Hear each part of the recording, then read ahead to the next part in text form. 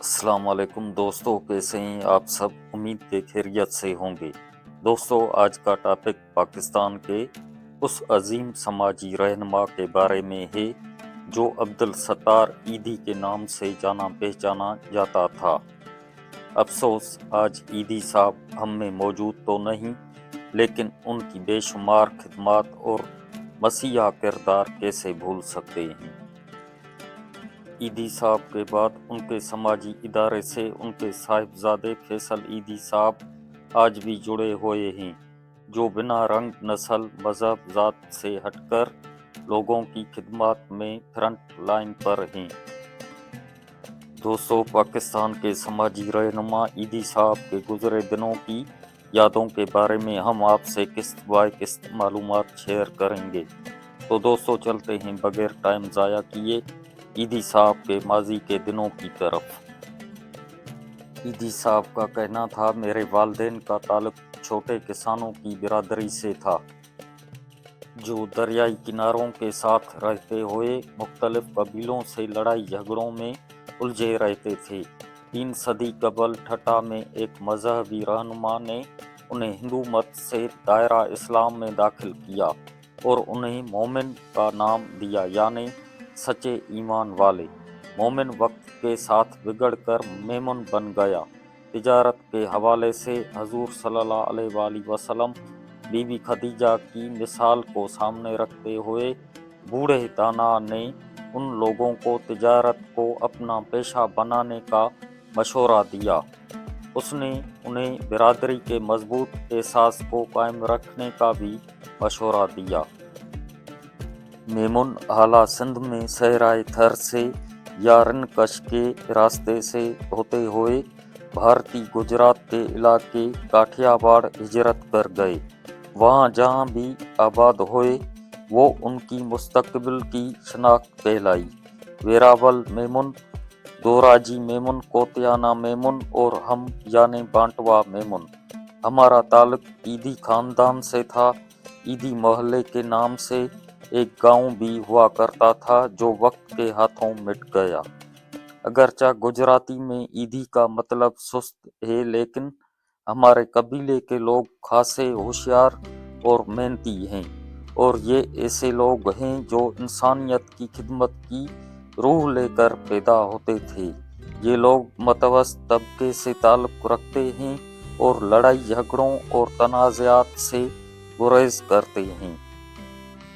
میرے دادا حاجی رحمت اللہ ضرورت سے زائد کمانے پر یقین نہیں رکھتے تھے۔ در حقیقت کہا جاتا ہے کہ وہ ضرورت سے زیادہ مال و دولت کو ناپسند کرتے تھے۔ وہ ممبئی میں چیمبر آف کامرس میں ڈیوٹی کرتے تھے۔ جب برادری کا کوئی رکن دیوالیہ ہو جایا کرتا یا دو فریقین میں کوئی جھگڑا ہوتا تو وہ مداخلت کرتے اور ثالثی کراتے تھے۔ ان کے بیٹے یعنی میرے والد عبدالشکور نے بھی ورثے میں وہی رویہ اور عادات پائیں۔ وہ ممبئی میں کمیشن ایجنٹ کے طور پر کام کرتے تھے۔ قائد اعظم محمد علی جناح کی ہدایت پر جب میمن برادری کی 2 معروف شخصیات حبیب رحمت اللہ اور حاجی داؤد پاریخ نے حبیب بینک لمیٹڈ کی بنیاد رکھی تو میرے والد سے رابطہ کیا گیا، جنہوں نے بینک میں نئے کھاتے کھلوانے کے لیے اپنی مدد کی پیشکش کی۔ میمنوں کے بڑے بڑے کاروباری ادارے جیسے دادا لمیٹڈ، اراک لمیٹڈ اور آدم لمیٹڈ اپنے اداروں میں اہم انتظامی ذمہ داریاں جیسے اکاؤنٹنٹ اور کمیشن ایجنٹ وغیرہ پر میمن برادری سے تعلق رکھنے والوں کو لاتے تھے، جبکہ چھوٹے عہدے مقامی افراد کو دیے جاتے تھے۔ وہ نوجوان میمن لڑکوں کو اپنے اداروں میں 2 سے 3 سال کی تربیت دیتے تھے تاکہ وہ کاروباری رموز کو سمجھ سکیں، اور اکثر میمن لڑکوں کو مالی امداد بھی دی جاتی تھی تاکہ وہ اپنے کاروبار شروع کر سکیں۔ میری ماں، جس کا نام گربا تھا، شادی سے پہلے میرے والد کی 2 بیویاں انتقال کر گئی تھیں۔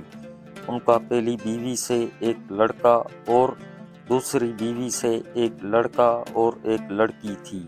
یہ وہ زمانہ تھا جب میمن لڑکیوں کی کمی تھی، اس کی وجہ سے ان کی بہت مانگ تھی اور ان کا رشتہ حاصل کرنے کے لیے کافی پیسہ، سونا اور زمین درکار ہوتی تھی۔ چنانچہ میمن لڑکوں نے بنگال، کرناٹک اور مالابار کی لڑکیاں لانا شروع کر دی۔ میرے والدین کی شادی ہوئی تو میری والدہ کو میرے والد نے 50 گرام سونا دیا تھا۔ میری ماں کا تعلق دیوان خاندان سے تھا جو کہ ایک باعزت کاروباری گھرانہ تھا۔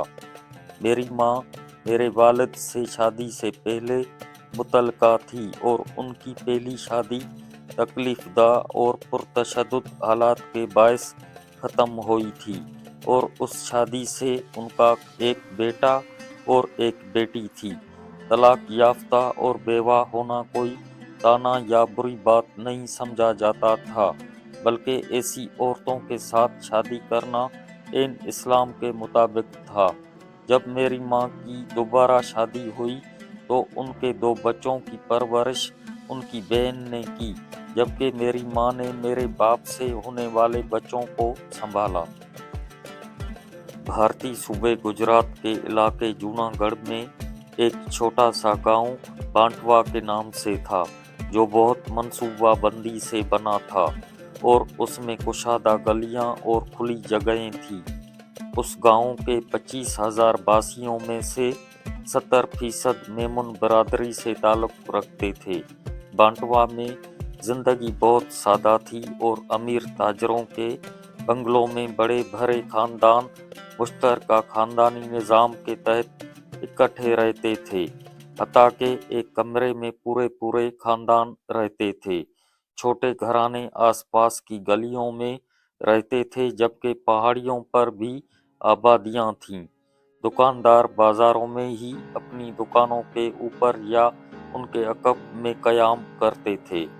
گاؤں میں 2 ہائی اسکول، ایک لائبریری اور 5 فری ڈسپنسریاں تھیں۔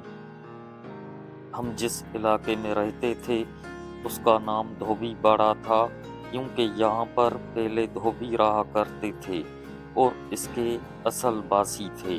ہم جس عمارت میں رہتے تھے اس کے مالک میرے والد تھے اور میری دادی کا انتقال یہیں پر ہوا تھا۔ مجھے یاد ہے کہ میرے ابا نے ایک مرتبہ ایک چھپکلی کو سفید رومال سے پکڑا ہوا تھا اور میں اس بات پر حیران رہ گیا تھا کہ انہیں اس سے کسی قسم کی کراہت محسوس نہیں ہو رہی تھی۔ یہی وہ زمانہ تھا جب میری 13 سالہ سوتیلی بہن شدید بخار میں مبتلا ہو گئی اور میرے والد اسے علاج کے لیے احمد آباد اور جوناگڑھ لے کر گئے، لیکن ان کی امیدیں رائے گاں رہ گئی اور وہ انتقال کر گئی۔ میں جب 7 سال کا تھا تو ہم نے وہ عمارت بیچ دی اور دھوبی باڑہ سے چلے گئے۔ مجھے یاد ہے کہ میرے والد نے اپنی لوہے کی تجوری، جس میں سونا اور رقم وغیرہ تھی، اسے موٹے رسے سے باندھ رکھا تھا اور اسے چھت سے نیچے لٹکا رہے تھے۔ جب ایسا کرتے ہوئے ان کا ہاتھ زخمی ہو گیا تھا۔ اس کے علاوہ ہمارے پاس صرف ایک الماری لکڑی کی، ایک پلنگ، کچھ بستر اور برتن وغیرہ تھے۔ ہم ایک اور محلے میں منتقل ہو گئے جس کے ساتھ 8 چھوٹے چھوٹے کمرے تعمیر کیے۔ جس کمرے میں ہمارا خاندان رہتا تھا اس میں ایک چھوٹا سا برآمدہ بھی تھا جو لوہے کی ایک جالی سے کور تھا۔ ہم ایک بغیر چھت کا کھلا غسل خانہ دیگر 2 خاندانوں کے ساتھ مشترکہ طور پر استعمال کرتے تھے۔ میرے سوتیلے بھائیوں کو کاروبار کے لیے ممبئی میں چھوڑ دیا گیا تھا اور گھر میں صرف میری بہن زبیدہ اور ننا بھائی عزیز رہتے تھے۔ ہم فرش پر قطار میں بچھے روئی کے گدوں پر سوتے تھے اور صبح کے وقت میری ماں مجھے الماری پر چڑھا کر برتن وغیرہ اترواتی تھی۔ फिर वो हमारे लिए नाश्ते में चाय, दाल और रोटी तैयार करती थीं और उसके बाद बर्तनों को धो चमका कर वो दोबारा मेरे जरिए उन्हें अलमारी पर रख देने को कहती थीं। जल्दी ही मुझे पता चला कि वो एक बर्तन इस्तेमाल नहीं करती, चुनाचे मैंने उसमें पैसे जमा करना शुरू कर दिए। क्योंकि अलमारी से बर्तन उतारने और चढ़ाने का काम सिर्फ मैं ही करता था, इसलिए उस राज का किसी को पता ना चल सका। मैं अमली तौर पर बांटवा की गलियों और कूचों में शरारतें करते और खेलते कूदते पला बढ़ा। रस्मी तालीम में मेरी दिलचस्पी बहुत कम थी। मैं मदरसे में पढ़ता था लेकिन पढ़ाई में दिलचस्पी नहीं लेता था और सिर्फ शरारतों में लगा रहता था। चुनाचे स्कूल के उस्ताद मेरी शरारतों पर से तवज्जो को हटाने के लिए मुझे क्लास का मॉनिटर लगा देते थे। मैं जिन लड़कों के साथ खेला करता था वो सब मेरे जेर असर होते थे। मेरी माँ बहुत मेहरबान, हिसास और खामोश तबीया खातून थीं। अगरचा हमारे वालिदैन में बहुत कम कोई झगड़ा होता था, लेकिन मेरी माँ कुछ उदास रहती थी। शायद वो अपने उन बच्चों की वजह से उदास रहती थी जो उन्होंने अपनी बहन के हवाले कर रखे थे और उनकी ममता उन्हें उदास कर देती थी। मेरे वालिद कई मर्तबा झुंझुला कर कहते, कभी किसी दूसरे आदमी की बीवी से शादी ना करो, उसने तो पहले ही कई दुख पाल रखे थे। मेमुन मर्द साल के 10 महीने तिजारती माल बेचने के लिए मुंबई, हैदराबाद, कोलंबो और कलकत्ता में गुजारते थे और यही वजह है कि मेरे वालिद भी अक्सर घर से दूर रहते थे। वो हर महीने तोड़ा भरकर काजू, पिस्ता और अदरक हमारे लिए भेजा करते थे, लेकिन मेरी माँ उन चीज़ों को जमा करके रखना पसंद नहीं करती थी। माँ मेरे साथ मिलकर उन चीज़ों की छोटी छोटी ढेरियाँ लगाती और मेरे जिम्मा लगाती कि मैं इन चीज़ों को गरीब लोगों में जाकर तकसीम कर दूं। ये एक ऐसी आदत थी जो उन्होंने बहुत इब्तिदा से मेरे अंदर डाल दी थी। हर सुबह वो मुझे स्कूल जाते हुए 2 पैसे देती और ताकीद करती कि मैं एक पैसा किसी गरीब ज़रूरतमंद को दे दूं और एक पैसा खुद इस्तेमाल करूं। हमेशा पहले मालूम करो कि तुम जिसकी मदद कर रहे हो वो उसका वाकई हकदार है या नहीं। वो मुझे समझाती थी, लोगों को बेकार में खैरात देना जहर की तरह है और अगर किसी ऐसे को दो जो ज़रूरतमंद नहीं तो ये उसे शर्मिंदा करने वाली बात है। तो दोस्तों फिर मिलेंगे अगली किस्त में, तब तक के लिए दीजिएगा इजाज़त। स्टोरी अगर अच्छी लगे तो मेरे YouTube channel for you knowledge को सब्सक्राइब करें और कमेंट में अपनी राय का इज़हार ज़रूर करें। शुक्रिया।